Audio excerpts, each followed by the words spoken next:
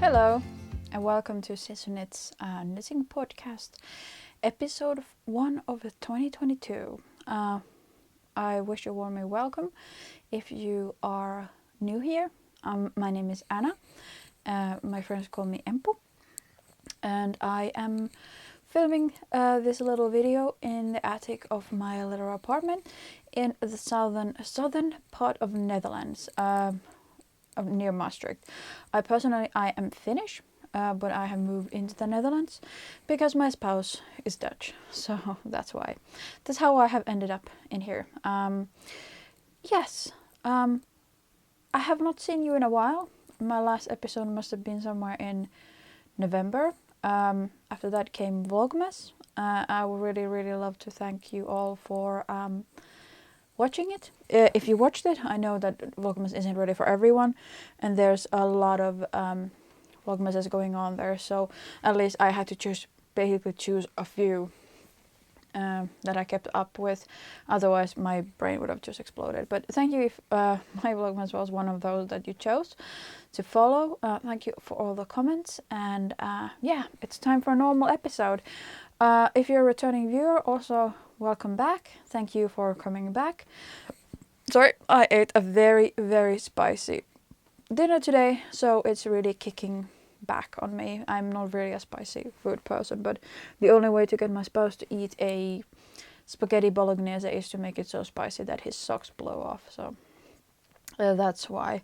But yeah, today I have 3 finished objects, 1 whip, and some Christmas gifts that I wanted to still show you guys, because I'm only going to Finland next week, so I haven't yet delivered most of my knitted gifts. And then I would like to show you the projects that I will be participating to a knit-along called Maker's Dozen, hosted by Hada Bashiri on Instagram. So let's get it started. First with the Christmas gifts. I'm not just gonna go into too much depth with these. I'm just gonna arrange them a little bit into a kind of order, just a random order, but some kind of order. So basically, just some Christmas gifts that I still have left around. I made some.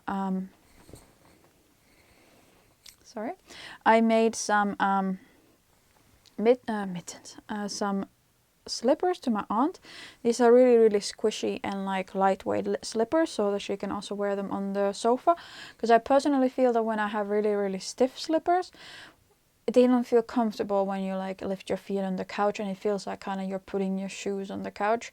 And at least in Finland, it's not okay to walk around with shoes inside, unlike my spouse here in the Netherlands. He does. So basically I wanted them to be squishy enough that she can comfortably wear them on the couch and such. So these are Monicure men's felted slippers. I just use the men's instructions for anything, because I mean, generally, I just kind of adjusted a little bit to the person I'm making them for. So I just whipped this up with size 5. No, size 6. No, size 5. Let's just say, no. Size 8 needle. Size 8 needle. 8 millimeters. Not sure what is in UK or US size. But size 8 millimeters. 1 strand of Drops Nepo is this red one, and this is Drops Alaska. So those were like some little small scraps that I just bound together, and most you cannot even see that I've just like basically just tied a knot and continued. These are already full of dog hair because of nappe, but yeah, I just made them really squishy, and then I cut this edge with scissors to just kind of form them in the end, and put my shoes inside just so to give it this really nice rounded toe here. So this isn't really the prettiest edge in here, because I tried to hand felt it, but because of my reuma I don't have that great, like my hands get tired really quickly and painful. So yeah, so they are what they are, but they are very nice and squishy, and I'm pretty sure she will She will love them. So this is the first gift that I have laying around still. Then I have more feet items. I have a pair of socks, just basic everyday socks to my dad, made with my just normal sock recipe Aran worsted weight. This is Novita Seitsemän veljestä, Seven Brothers, in a colorway called Forest Herbs or something. No, Spicy Herb or something like that was a translation. I will always put all the colors and all the designer names and everything on the box below, so in case I forget to mention something, you will always find it there. So just a basic sock. My dad has a big foot, but he enjoys a very compressed sock. So I like making my big socks with quite a loose gauge. I know it has some effect on the durability, but in all honesty, from all the socks I've made and from all the socks from these kind of durable everyday yarns, I haven't noticed that much difference, because we generally wear our socks quite gently. So for my family members, I go comfort over durability. So I've made a 3x1 ribbing and continued in here so that it can be really compressed but not too tight. So yeah, that's my dad's Christmas gift. He is a very knit-worthy person because he really loves wool socks. Speaking of my dad, I also made him this. I'm going quite swiftly through this project because I just want to get these. I just kind of want to show these, but I want to talk more about a couple of other projects, just like the elephant in the room here. So I'm just kind of going through these, and if you want some more info or anything, you can always ask me in the comments or throw me a message in Instagram or Ravelry. You will find all the contact details in the box there. So this one also has a lot of dog hair, but it doesn't matter because we have a lot of dogs here, and here just one, but in Finland 4. So this is a pattern called Cowl series. I don't remember the person who designed this, but it'll be in the text or in the, I always put the thingy popping up here, and it's made in basket weave. And this cowl is made in one of my favorite yarns to knit for other people with, and it is the Lana Grossa Cool Wool Big. So I really, really, really enjoy this this yarn because it's really squishy, it's super soft, and it's still, if they throw it in the washing machine, it doesn't matter. So this is for my dad. It's made by his measurements because he wanted quite a cowl. For me, when I make a cowl, I may be thinking more like this that I made to my sister. So this is Sari Nordlund Hugo cowl in the same yarn but in a different color. So for me, I may be thinking more something like that, so that it actually comes all the way here so that the wind doesn't blow. But he wanted it specifically like this, and it's specifically in these measurements. My dad is a very specific person. He's very knit-worthy, but I mean, it's a really good thing that he also does tell me, okay, I would like this, but I would like it like this. So that's perfect. Like he said, you know, I made him one of these cowls, and he came to me like, I'm really sorry, but I would like my next cowl to be a bit different. And I'm like, dude, of course. Just tell me what you want and I can make it to you just like you want. Because what is the glory about knitting is that you can just modify the garment to fit you and your needs and your size and etc, etc. So I was like, yes, please, I love feedback. So this is up to his feedback, and he will try this one out, tell me if it was nice or not, and then I'll maybe make another one. He's still using the other one, but he said he would prefer one without the thingies. So this is from my sister. So Hugo cowl, it's a little bit shorter, but because me and her are quite short people, it still comes underneath my breasts basically. So it's not, it's by no means short, but it's not what my sister calls a belly button cowl. So she didn't want that. And then there's a folded down 1x1 rib, which I'm not sure if it's shorter or longer or the same size as in the instructions, because I always do them by measuring, because everybody has different size necks. Because my sister have quite a wide neck and short, but somebody might have a thin neck and tall, so it just these kind of things I just like to do by fit, not by just like trusting blindly the instructions and then ending up with something with the wrong size. So this one is also from Cool Wool Big. Then I have just 2 head things left. 2 headbands, one from my cousin. These are still from the same yarn in different color. This is called the Autumn headband. It is a Finnish instruction slash thingy on the interwebs, Instagram. It is made in seed stitch and it has this kind of thingy here, so it's kind of like just sewn in here. So this one from my cousin, because she had seen one my sister was wearing and she was like, you know, I don't really want to bother, but can I have one as well? And I was like, of course, I will. I always love to knit to other people.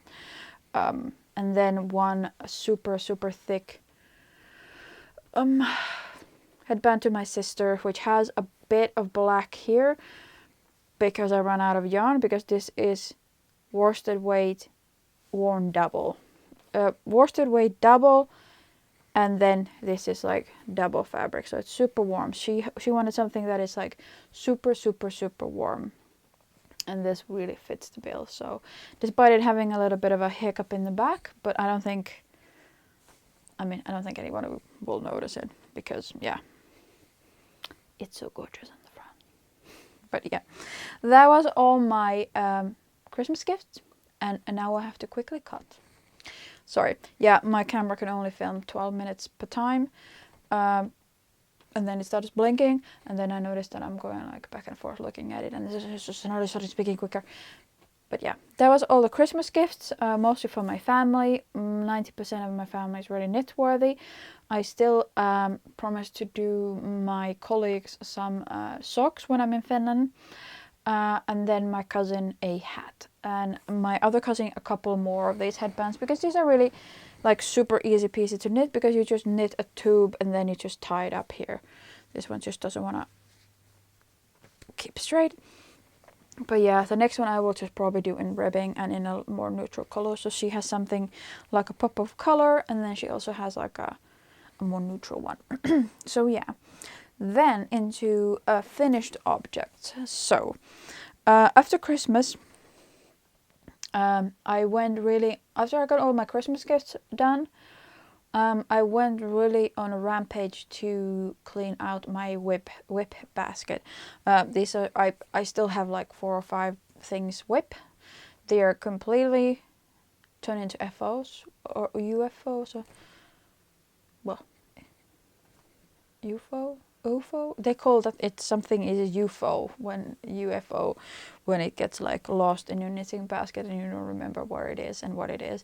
So those kind of objects, I have a couple of them somewhere in the house. And then one specific one, I have the matta from Anna Johanna, and it's like a full-on lace thing, and I just don't want to work on it now because I wouldn't be able to use it before summer. But I have 2 things that I finished that were almost finished. They had 1 sleeve and the body left, so basically almost finished, over halfway.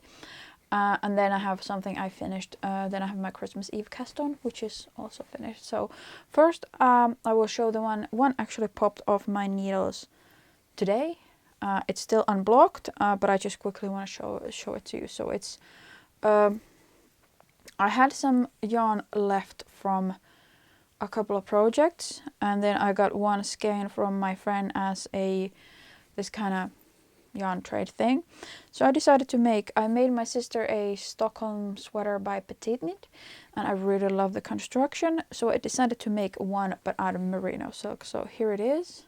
It still has all the thingies, clingies hanging on it, and it's not anything isn't weaved in. And then I made a little boo-boo.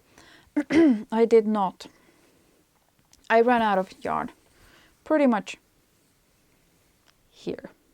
So I had to cork a completely new skein, and not just a new skein, but a skein that was like 2 years from prior. So it wasn't same batch, it wasn't even like same batch-ish. So so I had to I would have had to like used stripe from two skeins to kind of even it out, but I didn't. So it's a little bit, and you can also see here that this is where I blocked it last, and this is after that. So yeah, it's, I mean, I'll have to see. For me personally, it doesn't really bother, and it's not as sharp of a contrast as in real life. I was thinking, because these colors aren't really my thing, but I really wanted to use this yarn because it's so soft. This is silk merino, so 50% silk and 50% merino, and it's so super soft. Sometimes I sniff yarn, but this one doesn't smell too lekker. But so I was thinking, if it becomes too much like a Swedish flag, despite me speaking Swedish and not disliking Sweden, I'm not sure if I want to wear the Swedish flag. So I thought I'll make it like this. If it doesn't fit me, if I don't like the color, I'll just put it in a dyeing pot and make it another color. And then the two contrasts in the yarn just becomes two different kind of shades. So that's not an issue. So I'll see what I'm going to do with this, and you can really see clearly what blocking does to a sweater, because this is really where you can see that I have blocked it last. How I do my sweaters is I really, really trust on the way of fitting it on the way. I do the color, then I fit it a little bit, and then I fit it. Okay, I can continue. Then I do it until I have to, a little bit before separating sleeves, I fit it again to check if I need to make it taller, make it, you know, if I need to adjust anything.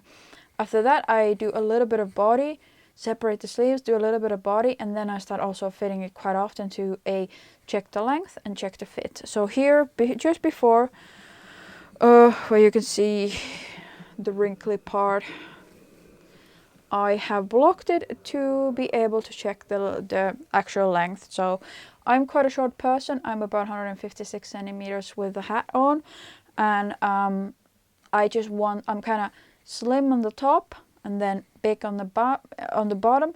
So I kind of want my garments to kind of end where my hips are, a little bit below and I kind of like it like that, because I only wear high-waisted things anyway, so it's not an issue that things are a little bit cropped.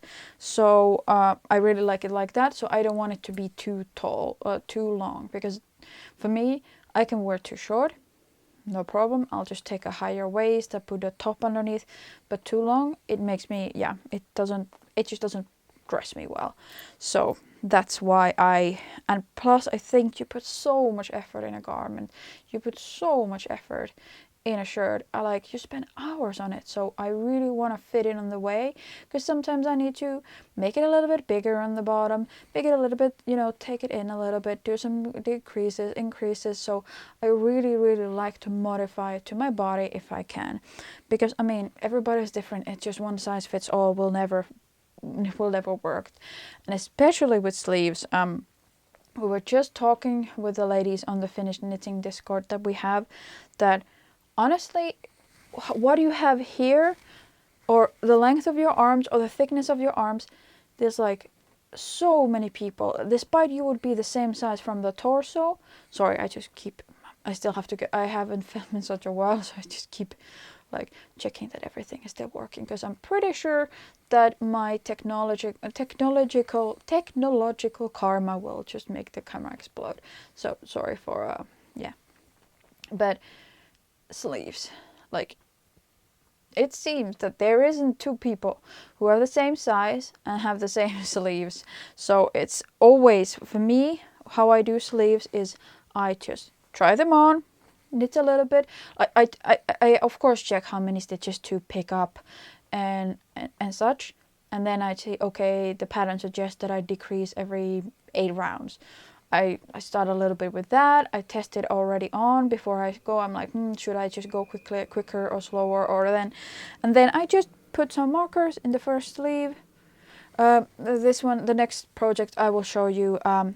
So in that one, I have really, really done my own calculations and all fitting and testing and doing that kind of thing, because I started with a different number of stitches and everything like that, and I wanted a certain kind of fit.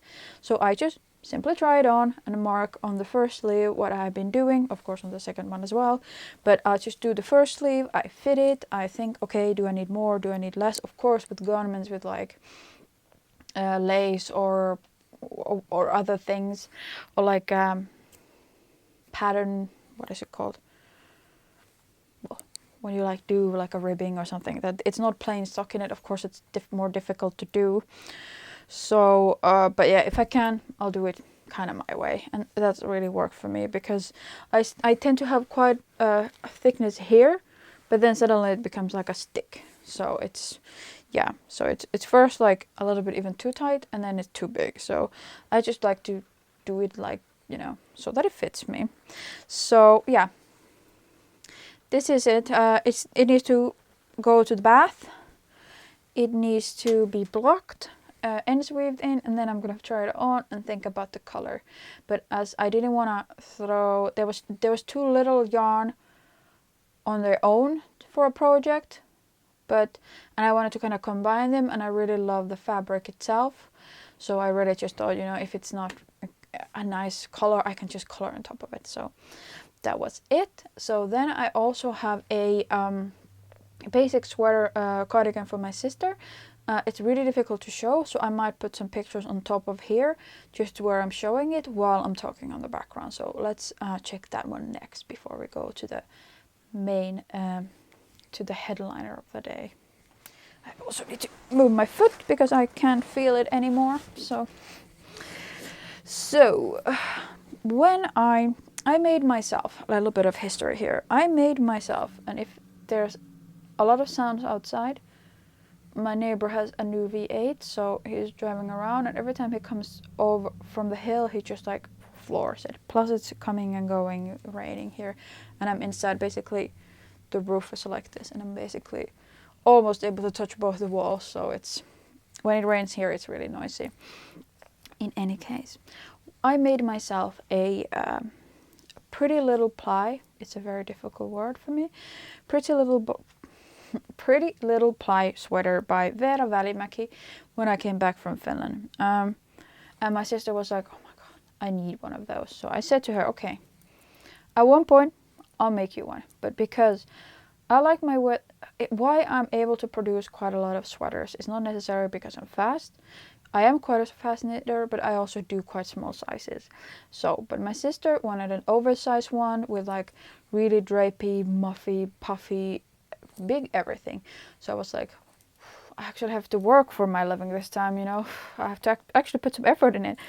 So and also she's very specific about the material. She's very, very specific about things, colors, because where I'm not that specific. I mean, if somebody thinks yellow doesn't fit me, too bad, I'm gonna still wear yellow. So but she's more specific. Will this piece fit to my wardrobe? Is it, you know, and that's completely fine. But I'm just not like that. I have all kinds of colors. I'm kind of an explosion when it comes to wardrobe. I used to only wear black, but then suddenly when I started knitting, I was like, colors. It's like I would have been colorblind and suddenly I can see in colors. So that's kind of how knitting has impacted my color wearing. But in any case, so I'll show you little bits and pieces here in the lab. So basically it is a quarter stitch garment with I'm just gonna try to come closer because it's a little bit dark in here. So it has this, it is stockinette sleeves, quarter stitch body, and then it has this kind of panel of ribbing here. So it is all made from merino. It's worsted weight when the pattern is DK. I have a slightly looser gauge, but I just let it go. I have a slightly looser gauge, but my sister says rather it is big and like muffy and puffy and like squishy than it's too small. So I just decided, you know, let's go with that. So and I never wear a long sleeve. This is the length that I prefer.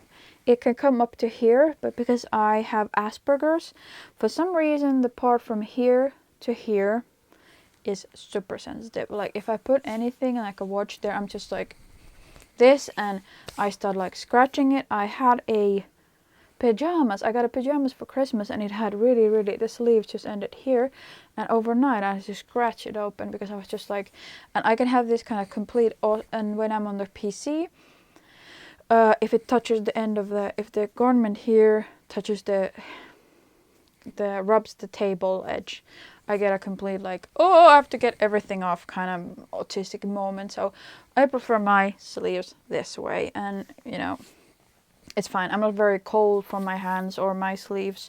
I'm more of a cold feet kind of person. So for once I had to do long sleeves.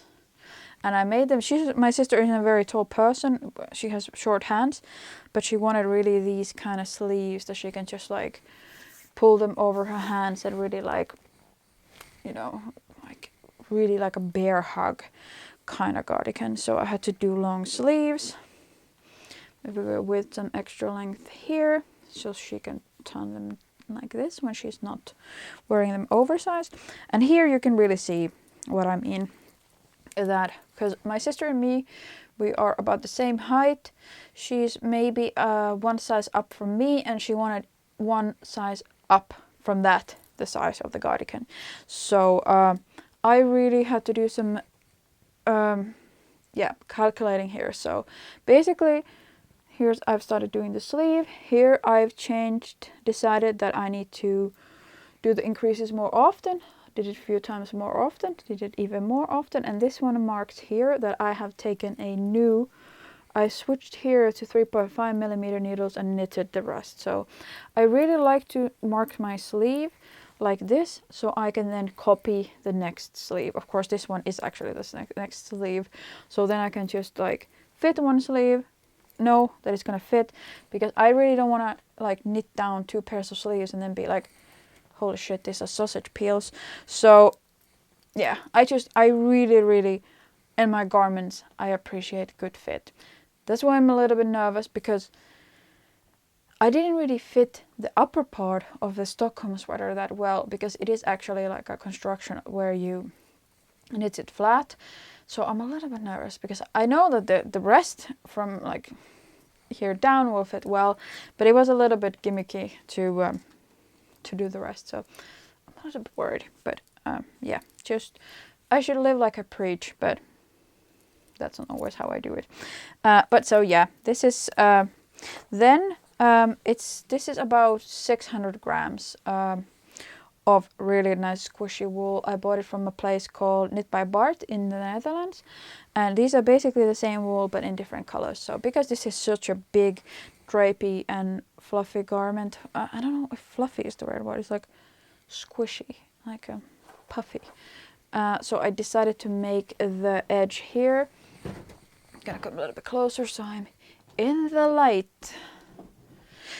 So I decided to do the border in a darker color. I dyed this myself on a white. It's the same base, but in a natural white or bleached white. I don't know. I think this one is. I'm not sure if this is even natural or if it's just dyed gray. Honestly, I got no idea. But it was white, so I dyed it in this kind of bluish, gray, black thing, because it's not. I think this is not superwash, so it doesn't really. It becomes this kind of marl, maybe heathered color. Yeah. So I decided to give it a little bit of posture with the black or with the darker rim. Sorry, my boyfriend has been talking a lot of cars, so now my cardigans has rims. So with the darker ribbing. So I'll just insert photos here where I'm wearing it because it's really long. And as always with garter stitch things, I did a really big length check on this one because it grew like this much. So with garter stitch, as many of us know, when you knit something in complete garter, so basically back and forth in knit without purling back and forth, or knit one, purl one in the round, it really grows some serious length when you wash it down. So honestly, this was up to maybe halfway of my bum before I washed it. And when I washed it and blocked it, it was almost to my knee. So it really grew because I took, there's a train. I took the Chayagum metal. I have two sets of needles. So I have metallic ones and then I have bamboo ones. And I take the bamboos when I want a good grip. And then when I want like this kind of looser garment with like a really flowy fabric, I take the metallic one. So I took the metallic one, so I knew that my gauge was also a little bit looser and squishier, so it really grew, but it's perfect. And I really realized that I might need one of these in my wardrobe as well. I'm just not sure if I have it in me to knit a second one, third one, especially with long sleeves and all, but I'll see. I'll just watch my sister wear it in Finland and be jealous because I'm cold and she's warm. But yeah, this one is ready. It's a Christmas gift. I'm actually gonna leave it in my lap because it is really cold at our attic. There is no heating. The only heating is below, the guy below. If he keeps his heating on, I guess it heats up this place as well. So, but next one is the one and only budding. So let's talk about this bad baby next.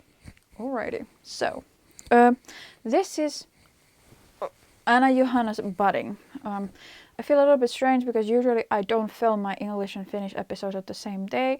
I want to give both languages and things kind of their own time and space, but because I'm leaving to Finland on Friday and then coming back in a month, I wanted to just like put it all in because I know during the work week I'm not gonna get anything done. However, I have a finished object that it wasn't a whip, but it was because this one was also almost ready. It had one sleeve and this much after separating the sleeves, so it was like basically just but this one was my Christmas Eve cast on. It is I'm just gonna get a little bit up. It is Anna Johanna's budding in Tukkuwool sock. It is a colorwork yoke thingy that you do in the round and then you stick it open. So it's a little bit hard to show here, so I will probably insert also bits where I show it.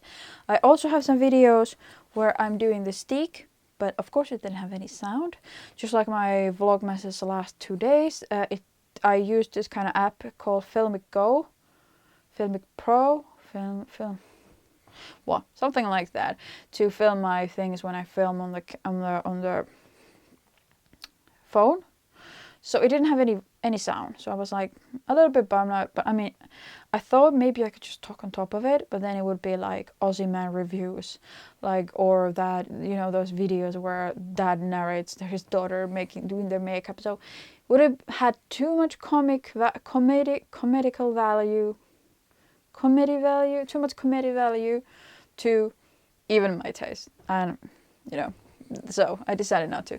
So I will just insert them here while I talk. But yeah, so it is a sorry, I've been talking quite a while here.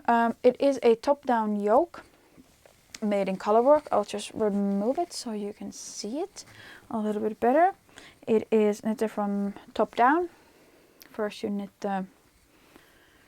the color that I actually made in the main color, but then went back and ripped it out and decided to change it because I had some issues, first of all, with having enough yarn. I tend not to cut it too short, but for some reason I had bought one skein too little. I think it was because in the pattern it said that you need 3 skeins, but I noticed that my yardage, even though this knits into the same gauge, the yardage was completely different. Like they were both on the opposite ends of sport, like the other one on the thinnest side and the other one on the like thickest side. So I didn't look that. So yeah, so I started running out of yarn and I was like, well, I'll just do the ribbit because I had this one extra skein because I had gotten it as a gift. So I was like, well, I'm just gonna make all the ribbings the dark color, and it gives it kind of this graphical, it kind of brings the whole thing together. And also the modification I made that all my ribbings are garter stitch. So I've knitted them in one knit and one purl because this was done in the round. And of course here then back and forth. But this is my first colorwork yoke. So I'm also taking part in the Crea Bear. I think the cowl is called First Time Cowl. So this is my first big colorwork shirt. So I made a pair of colorwork socks to my aunt and that's it. So this is my first colorwork in the big in a sweater or in a cardigan. And as I said, it's steeked. And yeah, I mean, it was really, really addictive. Like I started my wonderful nails that I should have done before this, but you know, small flaws. Just the fact that I'm here today is just already massive improvement in my, because I think I mentioned it before that I have issues with my energy levels, with depression, and it's been really bad this autumn. So honestly, just if my hair is sticking out or if my nails are not done, that's not gonna prevent me from doing this thing, because you know, you can't. Honestly, if I'm gonna wait for all the stars align, everything to be perfect, I'm never gonna make this. So but back to the original subject. I can see there's still some hay in here. Maybe it's this one. A little strand of hay or something.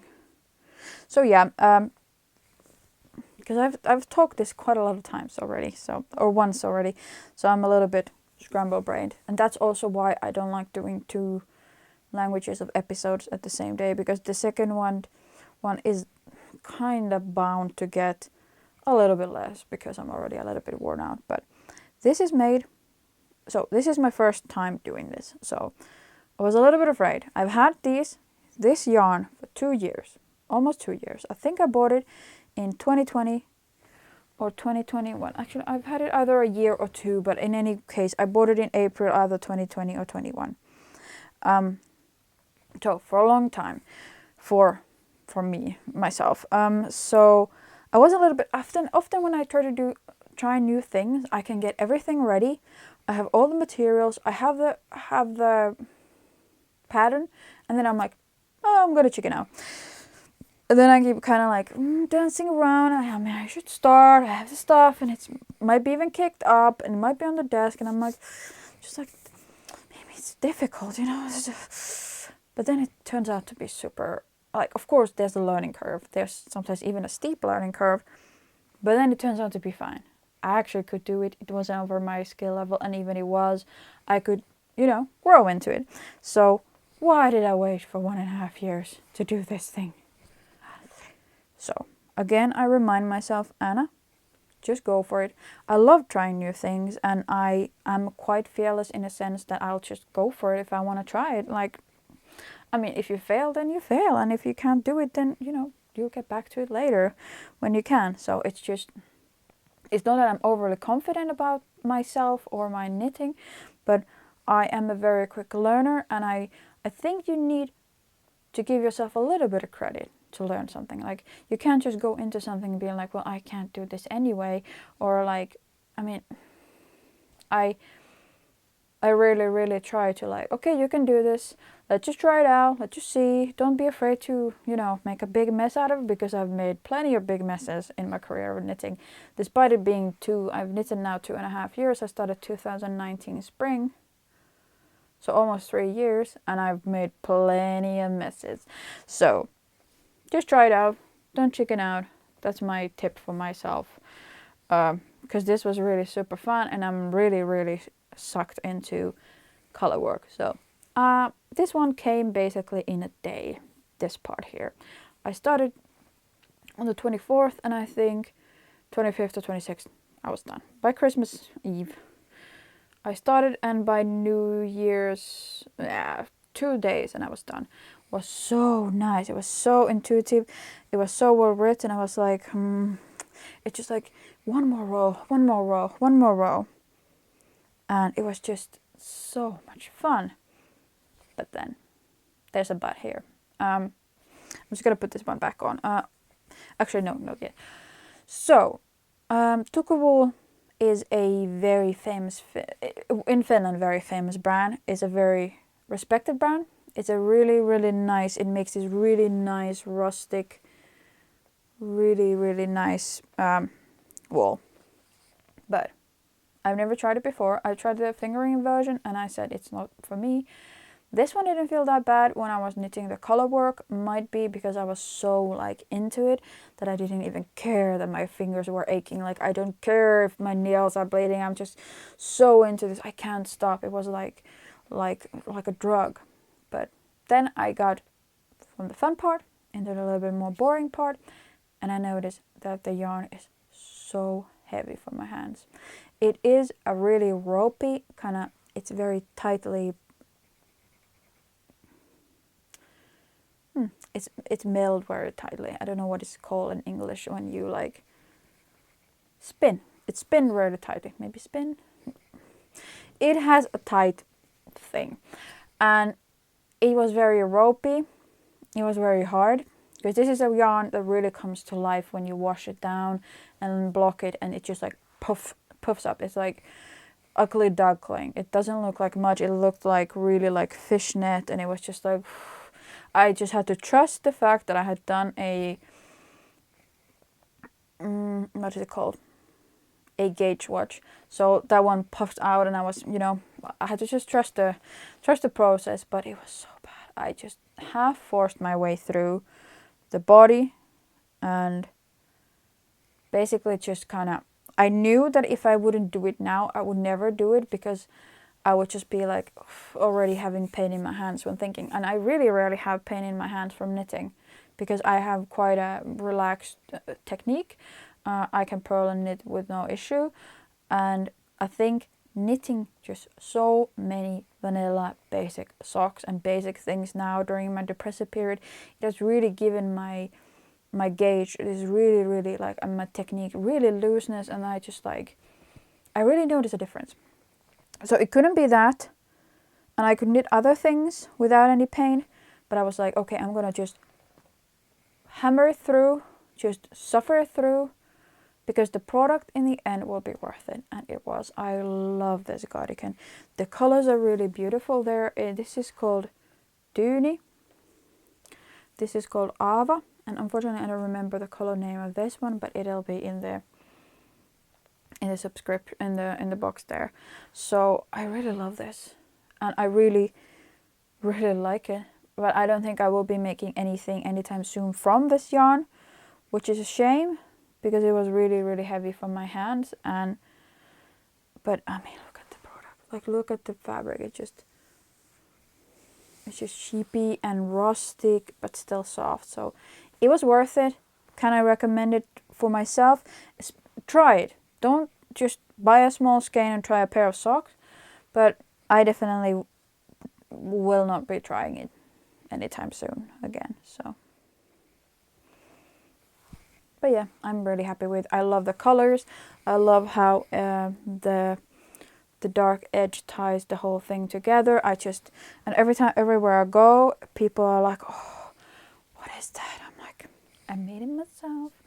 So I'm really happy with, and I'm really happy with myself that I did it. Just like, cause I have so many nice projects, and as I said, I'm a pretty quick learner. There's the learning curve. I can tell you when I was, I'm gonna go now to the steeking process. So when I was steeking, I've steeked 2 times before this, and I've done it with a sewing machine. And this time, because this is really rustic and nice, I decided to do it with a crochet hook. So basically, when the steek stitch goes, you take the V's next to the steek, and then just like, this is the steek stitch, and this is the neighbor, and you take both of the legs, so to make it one. So when you cut here, it just like secures here.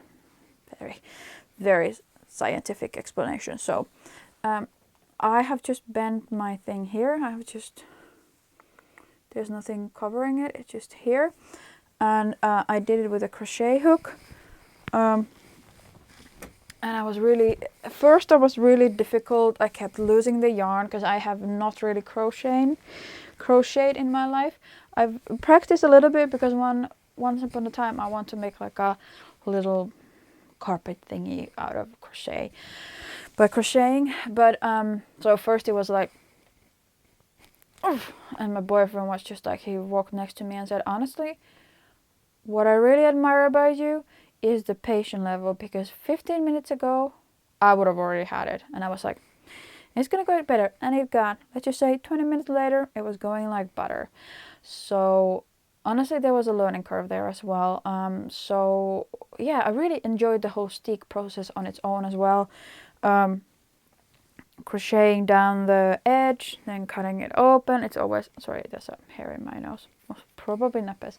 So yeah, it was really a lot of new things, a lot of kind of pushing my boundaries, but like my comfort zone, and I'm really happy with it. The only thing I have to say about the construction, I love Anna Johanna's patterns.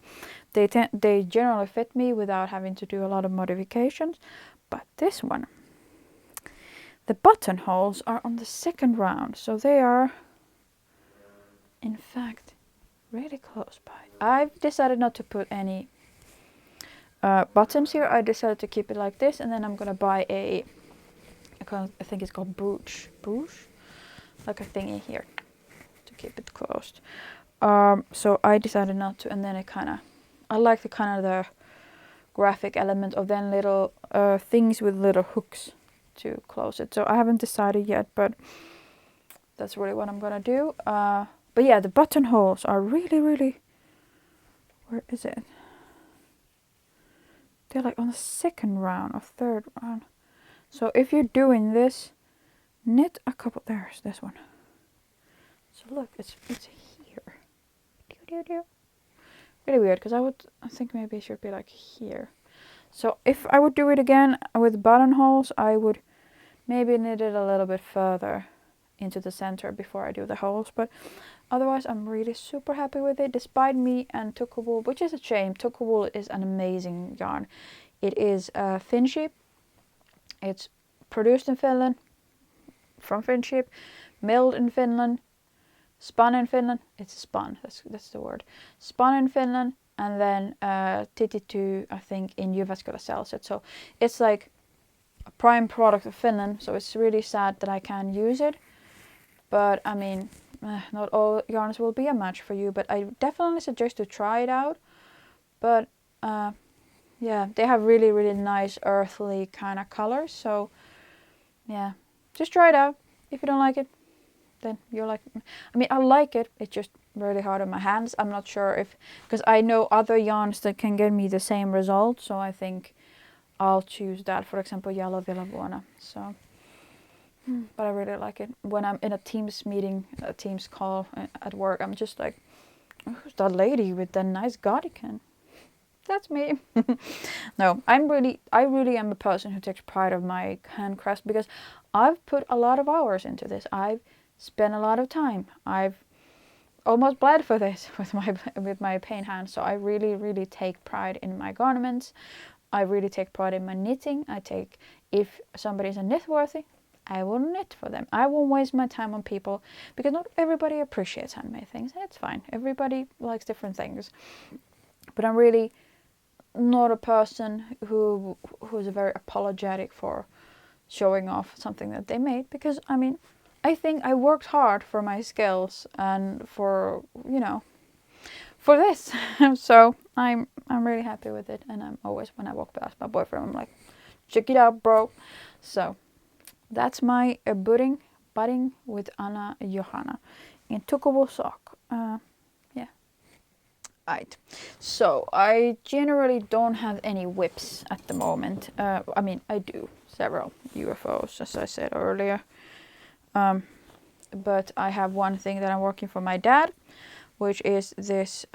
It's from a collection called Saima, by a company called Taito, meaning skill, and they are kind of like independent little.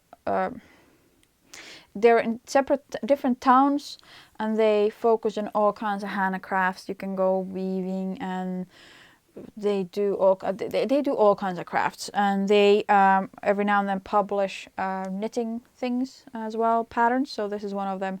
It's going to be sticked open into with a zipper. It's very much not typical Finnish, but because my dad, autistic as I am, he wants it to have a zipper so he can kind of get out of it if he needs. He doesn't feel so trapped in it. So he doesn't really use anything that doesn't have a zipper because then he feels trapped. But he still wants a cardigan. And I have saved this a little bit until Finland because my dad is he's a very tall, big guy. So any measurement that I will get from the pattern will not fit him. So I have to do some adjustments. But I rather just measure it on his body instead of just making guesses, because it takes a lot of time to make a size Viking thing. So I don't want to screw it up already in the making. So I don't want to make it twice. That was all my whips and active whips and finished objects for the day. Suddenly it just had like a complete brain fart there. But I would also like to talk next about taking part in this cowl or mal. It's a make-along, more than maybe a knit-along, hosted by, I have it here, in my little notes on the floor. Hosted by Hadabashari, nickname Hadabashari on Instagram. And it's generally, I can see it in my papers, because I've been taking a white balance check with these papers, so they're still there. Hadabashari in Instagram started this knit-along, make-along called Maker's Dozen. And what it is about is knitting from your stash, knitting things that you already had as whips, and using basically the materials that you already have. And the goal is to make 12 projects. I probably will not be able to make all of them. I'm a person who needs to have a plan, and then I need to have space to just go my way with inspiration.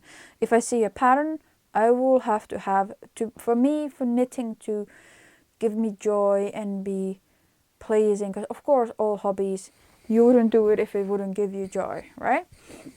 So for me, knitting is a mixture of, okay, I'm a clever lady, I'm an already organized lady, and I will knit things that I need. Like these kind of, this is Quiet from Anna Johanna, and I really need a couple of more of these. So that's like sensible knitting. What is, I don't know the word in English, but in Finnish it's called knitting what you need. Tarveneule, like, yeah. So basically knitting what I actually need, and then knitting what I want. So for me, knitting is always like a really, really, really unstable balance of doing what I like find. Oh, inspiration, then things that I find really nice and that I would like to have in my wardrobe, but there are more like usable pieces. Well, usable is the wrong word, because everything I knit I want to use.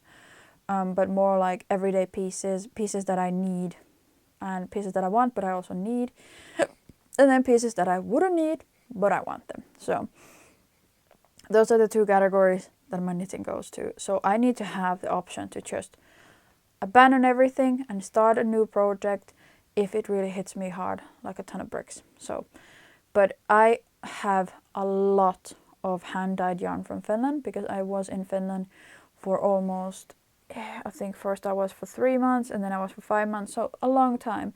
And yarn is well available there. So I decided to invest some of my money that I got from my grandparents for doing their household work, cleaning and stuff into yarn. But now I have a lot of yarn that I always try to think about a project before I buy yarn. So now I have a lot of yarn, but because I've just gone with inspiration and doing what I want and, you know, just... So now I have some yarn with a project, but I haven't started it. And they've just kind of been a little bit forgotten into a little bag in my living room. So I decided to make 12 projects, list 12 projects / yarns. A few of them don't have a project that I want to have on my I should knit this year list. So basically I'm not forcing myself to do this. If I don't want to knit something, I won't. I have no order where I will knit it, and maybe I'll knit nothing, but this is just something I would really like to knit from my stash because I have really, really nice yarns, like super nice yarns. So I would just quickly like to show what I got and what I'm about to make from them. So I usually don't show acquisitions. It's just something, my podcasts are already an hour long. If I would sit here still talking about acquisitions, it's something that doesn't maybe interest me as a person, so I just decided to leave that one out. So a lot of these nobody watching even my finished episodes haven't seen, so let's dive into it. I'll show what I got for my maker's dozen. Right. There's a lot of it, about 4 kilos. Whoop! There was somebody escaping. Oh well. Yes, I had double of it. So basically, just trying to kind of like place my in a good way, so you could still see me. I'll just bring the lights a little bit closer up, and then you can already see it. Because this, it's quite dark in here, and this lens doesn't have that much power in what comes to light. So basically, first object is I have yarns for a project, and I've actually decided to make the Suburban wrap from these. So this is 2 yarns. This one is doesn't want to focus. This one is a Finnish dye called Ruskanlehti, in the word hunaja, meaning honey. This is something a scrap yarn I got from my friend.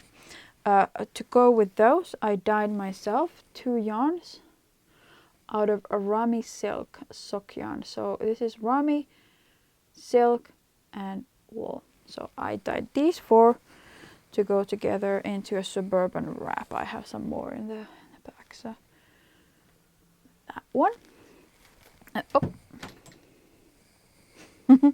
The logistics of this isn't really the best, but try to bear with me.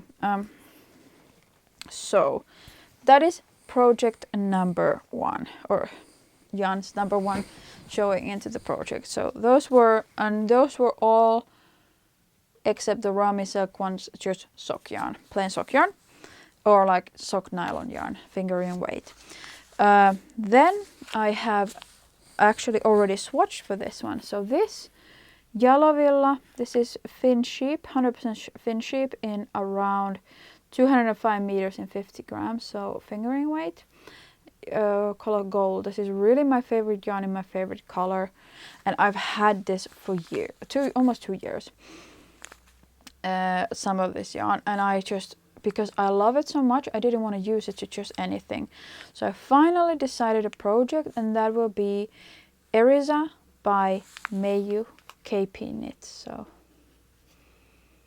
this is really pretty. So I have 600 grams of that. So that will be turned into a cardigan. Then these 2 bad boys have already once been a Navelli, but I didn't like the main color, so I ripped it back and bought this bad boy to go with this. So these are Rouva Silmusolmu, local to me dyer.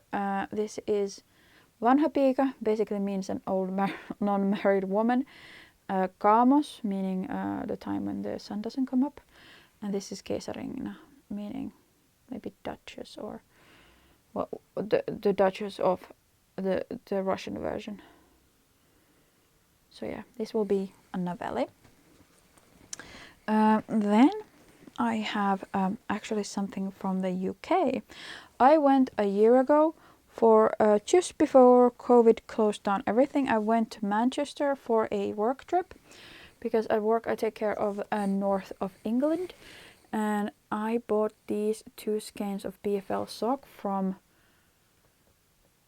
and those were those previous ones were merino singles, and then the dark color, the red, the purplish, was sock yarn, so merino nylon. So these ones are BFL sock yarn, both 50 grams. I don't remember the names, but these are dyed by Countess Ablaze. And these ones I will knit, these are both 50 grams. I will knit these into a cowl. Yes, and those are 2 years old, because just 2020 January I went. So I've also been like, a lot of these yarns are just yarns that are very dear to me, very, very nice, but I'm just like, they're too nice to knit up. But Anna, these yarns have A, cost you a lot of money, B, are beautiful, so they deserve to be a garment. So, and it's not like I haven't knit them because I don't want to knit from them. It's just like they're so pretty that I just don't want to knit just anything out of them. I'm so afraid that because it's so nice and fancy smanchy yarn that I'll knit something ugly and then it's just ruined, and it's just like I put so much pressure on it that it just kind of prevents me from using them. Although, Anna, I've just knitted a pretty nice colorwork cardigan, so you can do it. Just do it. So the next one is also Jalavilla, 100% fin sheep. These are in no particular colorway. These are just colors that I picked. And these ones I have 150 grams of these. And a lady called Anna Heino has made a pattern for specifically 3 skeins of this. This is Jalavilla Vuonna 100% fin sheep, hand dyed in Finland. And she has written a pattern for a scarf to go with those. And I really want to do it, but it's the chart, because it's only charted, and I usually read the text and don't read the charts because it keeps like jumping in my eyes. But honestly, I maybe after doing the color work, maybe I'll just, I'll just do it. So those were Jalavilla Vuonna for a shawl. It's called Hari shawl. I very strongly pronounce it, but it's called Hari shawl. This one then is a Finnish brand called Vuonoe. It is fin sheep, I think, as well. Not sure. This is sheep in general, in sheep color. It's called the sand color, and this is with 30% tencel. So this is one of the first tencel sock yarns, but I'm using this I used to make a poet out of this, and then I decided not to, and I ripped it back because I also did a mistake. I didn't center the lace, so my lace was like, so I might redo a poet. I might do something else, but I definitely want this beautiful yarn because it's really tight spun, also kind of ropey, but it's not, for some reason it doesn't really hurt my hands the same way as the cowl, or maybe it will when maybe I've just forgotten, because it was also like a year and a half ago when I knitted from this, so it's really, how would I show it now?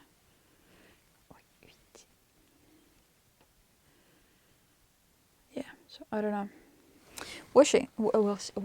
Now at this point I'm starting to speak all the languages at the same time, so that's also why I only do one podcast per day. Then more Jalavilla. You can maybe notice that, you can maybe see that it's my favorite brand of yarn.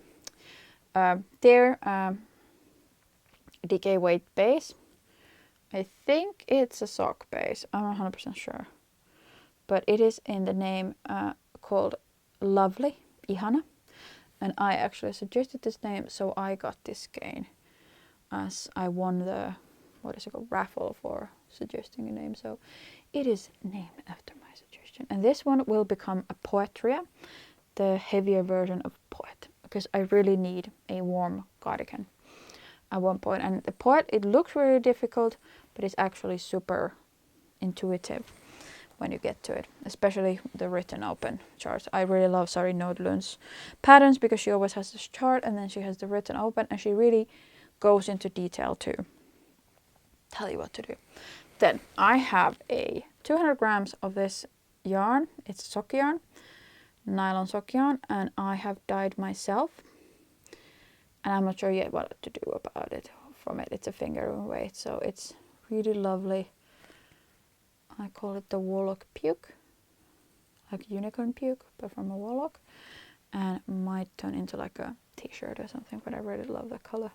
This is the color of my soul.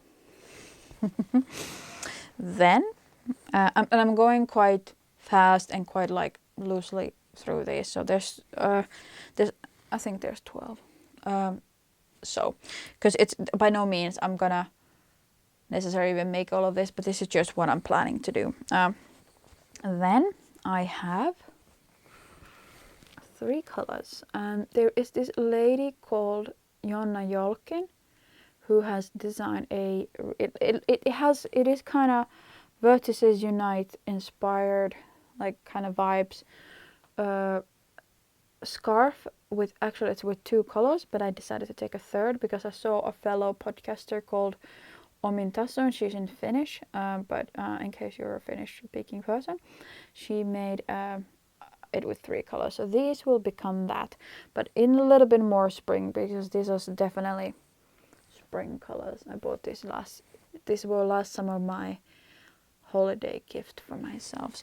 And the thing is that a lot of these yarns have a lot of memories, so it's just like such a crime to keep them in the box, just keeping kind of like, every time I see some of these yarns I'm like, oh, that was that time. Like this one skein I got from the kind of like Suggest a Name and Win, and then 2 the other skeins I got as a gift from my friend for my 30th birthday. So it's just like there's so many memories in these, and it's just, yeah. So this one is also a gift yarn, these following ones. This is Rova Silmusolmu, again my local yarn dyer, and then this is I don't remember the name of it, but I got this as well as a gift from a person who watches my podcast, thanks to her. And I thought about making a DK weight merino sock, and I thought about making a scarf and dyeing something along these lines to go with it. And so yeah, just to make a third, because 200 grams of DK isn't always gonna be enough. So I'm still looking to dye a third skein for this, but these will definitely turn into a scarf, or a scarf, because I turned 31 in September, so those have already been around for quite a while. Okay, I have to go and get a new battery. I've gone through 2 already. So yes, then last but not least, these 2 yarns.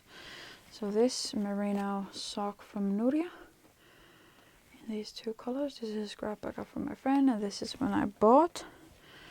And then this, actually both are bought when I went to meet one of my good knitting friends, this in Tampere and Turku. So these also have really good memories. So these 2 separately, 2 projects, this one together and this one together, will become a quiet sweater by Anna Johanna, which is basically the sweater I'm currently using. So yeah, I have a lot of nice yarn that I want to turn into project this year. Not necessarily all of it will turn into, but at least I like having a also why I wanted to participate is kind of like I wanted to do a peek into my stash. What do I have there? What kind of what project do I have already planned up? Because often things can be like just all new and shiny project, and they're just like something just like kind of takes their part all the time, and I'm like, okay, my needles are empty, what now? And then something completely new and shiny comes up. What I'm really into right now, I noticed, I found this podcast called The Gentle Knitter on YouTube during Vlogmas. She had made this color work. I think the designer was Marie Valen, and she had made this color work sweater or cardigan called Yell. Also, I saw this circling on Instagram. I saw this color work Fair Isle scarf in Tarsha called Scouts. I'm gonna put the pictures up here somewhere. I'm really into that kind of stuff right now.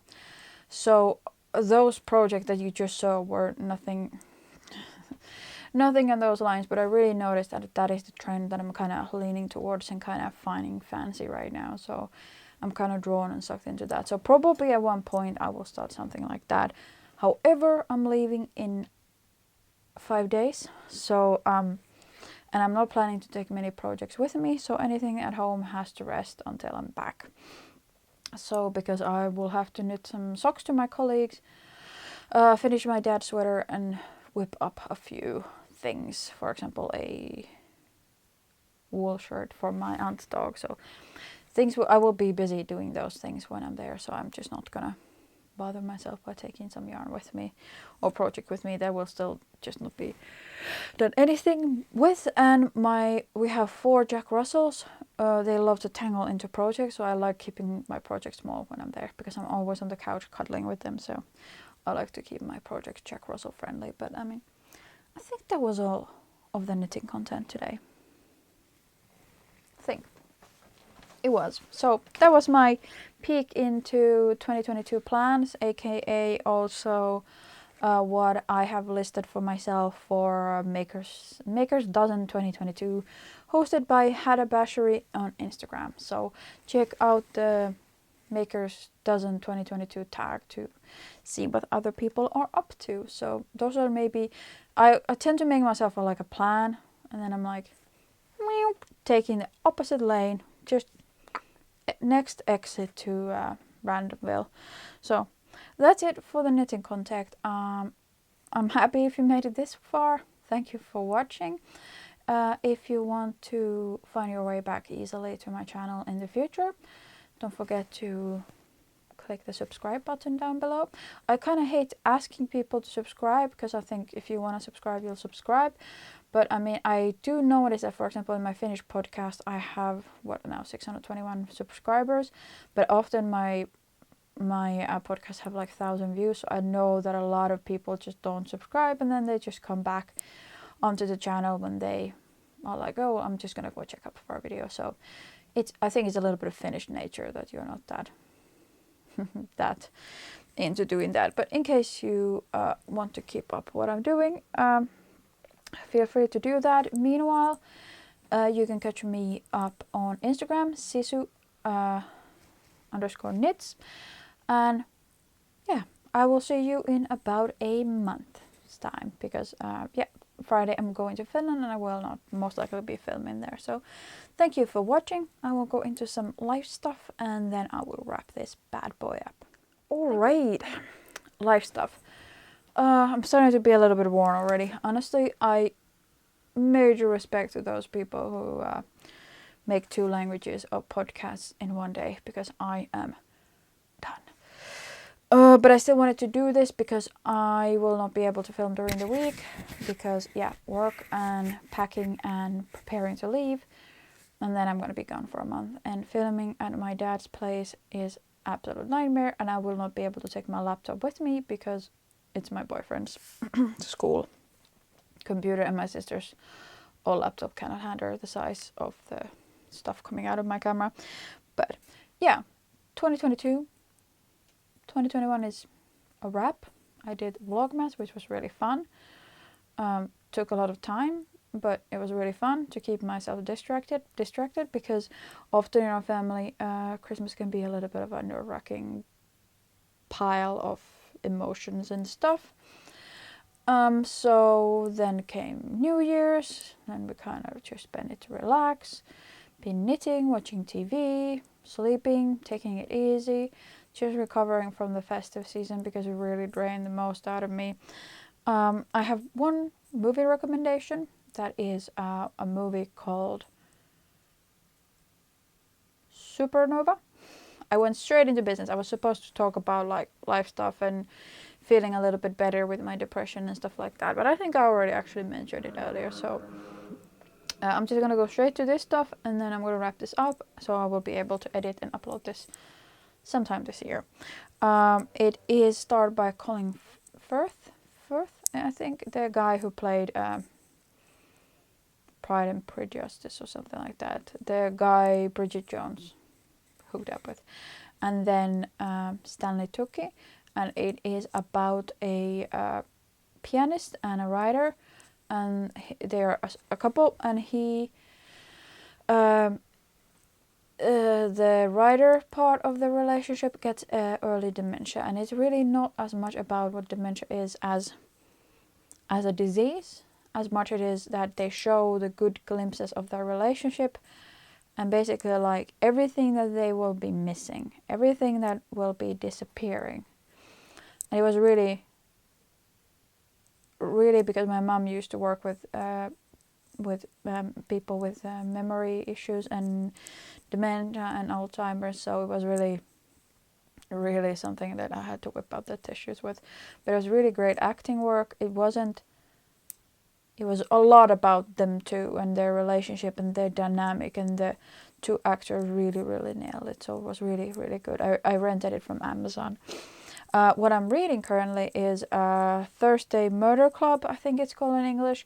It is by Richard Osman, and I got recommended this book actually, or I found this book from the Worsted Witch podcast. I think it's that one. Sorry. Her name on Instagram, her name in YouTube, I'm sorry, honestly. Her name in YouTube is Mika Knit, so I think her. So she suggested it and said it's really good, and so far I'm really enjoying it. It is really good. So I'm curious to listen further because I often listen to audiobooks during work. So yeah, that's pretty much what I've been up to. Honestly, not that much. My depression is still there. I'm really low energy. Festive season really just ran over me.